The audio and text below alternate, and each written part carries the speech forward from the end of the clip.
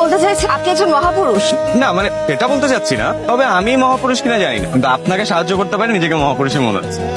কিন্তু আপনি বসছেন না কেন, কোনো সমস্যা? আসলে আমার সিট কোনটা সেটা ঠিক বুঝতে পারছি না। সিট নিয়ে সমস্যা? কি সমস্যা আমাকে বলতে পারেন, কিন্তু মহাপুরুষের সময় মেনে নিতে না পারলেও টিকিট চেকার হিসেবে তো বলতেই পারেন।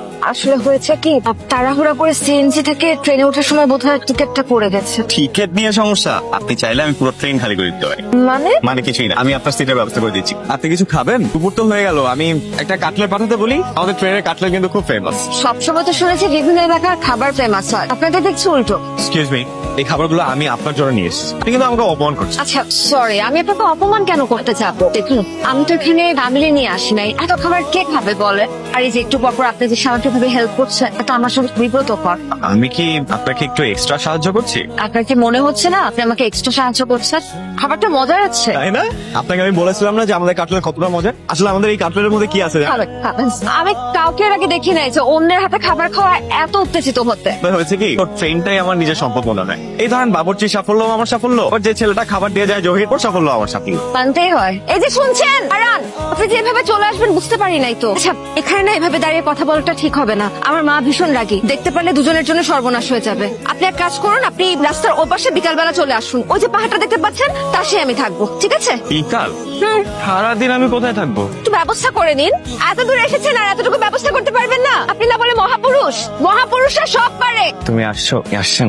আপনি তুমি বলতে পারেন, আর আসবো না কেন? ভুল নিয়ে চললে পাহাড়ও তো তাকে আড়াল করতে পারে না। মানে আপনার তোমার এখানে আসাটা কি ভুল ছিল? অবশ্যই ভুল। আপনার সাথে কি আমার কোনো সম্পর্ক আছে যে এখন এভাবে আমি আপনার সাথে দেখা করতে আসবো? সম্পর্ক নেই মানে? সম্পর্ক না থাকলে তুমি এভাবে আমার সাথে দেখা করতে আসতা? আচ্ছা এসব কথা বাদ দেন, আপনি আপনার কথা বলেন। আপনার আসতে কোনো সমস্যা হয় নাই তো? পৃথিবীতে সমস্যা তো থাকবেই, কিন্তু আজকে কোন রকম কোনো সমস্যা আমার কাছে পাত্তা পাবে না। কেন?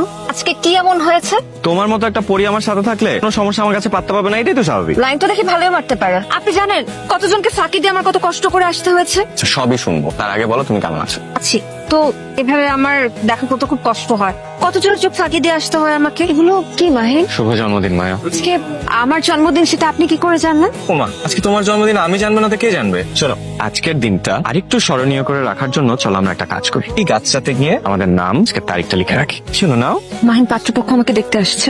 সবকিছু নিয়ে ফাইজলামি করি, এগুলো নিয়ে ফাইজলামি করা তো ভালো লাগে না। আমি ফাইজলামি করছি না, আমি সিরিয়াস। কি বলো সত্যি তো?